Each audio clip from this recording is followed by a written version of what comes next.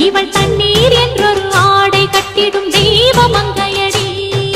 தையம் தீயம் தக்கு சீயம் தக்கு தையம் தீயம் தக்கு சீயம் தக்கு தையம் தீயம் தக்கு சீயம் தக்கு தையம் தீயம் தக்கு சீயம்